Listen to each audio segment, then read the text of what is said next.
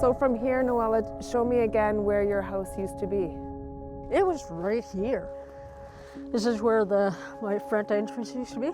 And this little part in the front was actually eroding. Noella Cockney's house here in Tuktoyaktuk had to be moved. It was at risk of falling into the now frozen Beaufort Sea. Climate change is threatening this entire N.W.T community. Rising sea levels, storm waves, and thawing permafrost could swallow much of Tuk into the sea in the next few decades. Were you ever afraid that maybe in the middle of the night something drastic could happen when the waves would crash? Oh yeah, definitely. It's crazy, eh, dog? I didn't sleep a lot of the nights in the summertime the last 2 years there. It's scary. If I fell asleep and then woke up, and maybe my porch would be gone. Tuktoyaktuk is at risk of becoming the first community in Canada to be completely relocated because of erosion and rising sea levels.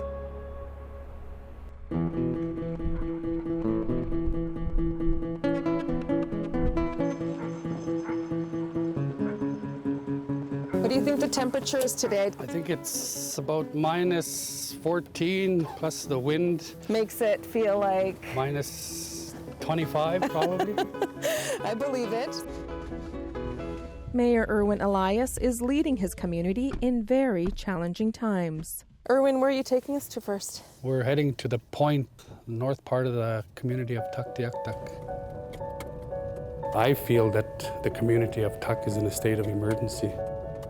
We're told that in 50 years there'll be no more Tuk. In spring, when sea ice starts to break and melt away, the threat of storm waves returns, peeling away the coastline.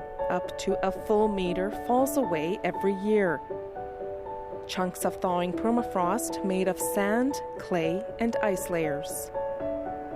We've been having larger storm surges, and more frequently this fall we've had a storm surge for 1 week. It's devastating to see all these waves, taking the shoreline away. We're here at the point, the most threatened area of Tuk. Some people down south around the world, they might say, like, what's the big deal? Why is this such a big deal? Because it doesn't seem to be much, but it is a big deal. This area all right here is a natural wave break separating the ocean and the harbor. So it's super important that, we protect this area. And that is Tuk Island over there. Tuk Island, just offshore, also protects the harbor from storms. It's disappearing even faster, increasing future flooding and erosion. And from what we're being told today is that in 18 years in our lifetime that will all be gone. Several homes, including Cockney's, have been relocated inland. Tugged to Tuktoyaktuk's newest subdivision, Reindeer Point. But not everyone is willing to leave.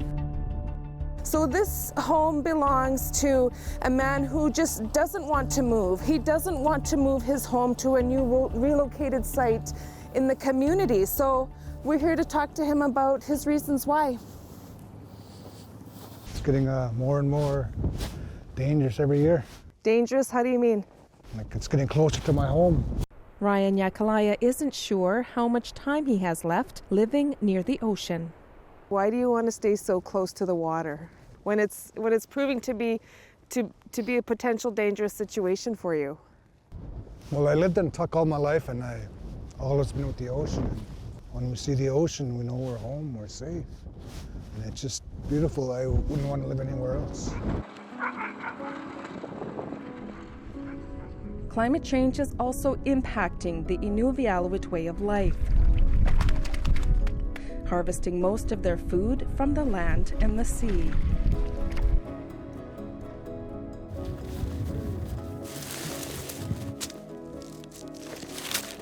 Eight inches the active layer. James Kivik, a hunter, also works as a climate change monitor in Tuk. Today, he's measuring snow and permafrost depth. It's kind of important to us as we're learning our land is starting to melt away underneath our feet. The difference I hope that we make is at least we know what's happening underneath us. We're not wondering what's going to happen. We kind of getting a head start of it by keeping control, or not keeping control, but trying to watch the areas that are sensitive around the community. So what month were these shot in? This first part was shot in April. We fast forward right to October. Inside this classroom, youth are documenting the changes in their community. Right now we are on the beach right outside of my house. As you can see here, there's a lot of erosion happening. Ariel Lute and Nathan Kuptana brought their film to COP25 in Spain. The world should know that we live this far up north, and it's the most affected place in the world. It's our home and it's beautiful, and we need it to stop. A Tuk that you've grown up in is going to look completely different in the future. I think that these changes are happening over a time. I think we'll learn how to adapt to it as a community. We have to adapt to the change. I want to take care of my community. My heart belongs here. I don't want to leave home ever. The community has, done some shoreline protection, more of a band-aid fix, which has, caused it to slow down. That's the whole intent of trying to get the funding to protect the shoreline, is to slow the erosion down. The hamlet is lobbying the federal government for $53 million to protect its coastline and Tuk Island. Money that could also buy time for the cemetery. The biggest thing is to armor this area so that at least we don't see coffins floating into the ocean. That's one of the biggest fears that we never want to see. And if you don't get that funding to make these changes to help adapt to the erosion, what will you do? There's nothing we can do. I do miss seeing the ocean and everything. It's also a good peace of mind that I am here, I'm safe. 7 kilometers away from where her family has always lived, Cockney has come to terms with being forced to move her home inland. It would have been really hard to see it drop into the ocean, honestly. I mean, it would have been so awful. The worst is behind her, but others will inevitably have to follow her lead, like it or not. Because everybody eventually would probably move inland. It's pretty hard to imagine.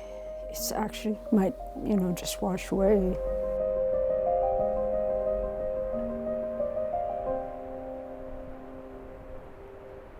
Juanita, you're back in Yellowknife tonight, but for the people of Tuk, I mean, it's just staggering to think an entire community is at such risk. Well, that's right, Adrienne. And if nothing is done, then everyone will have to move. And that's why the hamlet of Tuktoyaktuk says it needs that $53 million from the federal government to reinforce its coastline. But Adrienne, that's just a temporary solution. Now the people of Tuk, they are focusing on adapting to things like finding new hunting routes, but also relocating inland. And Adrienne, as you can imagine, moving about 1,000 people, their homes, their entire community is a huge logistical challenge. Absolutely. Juanita Taylor, thanks to you and the team. You're welcome.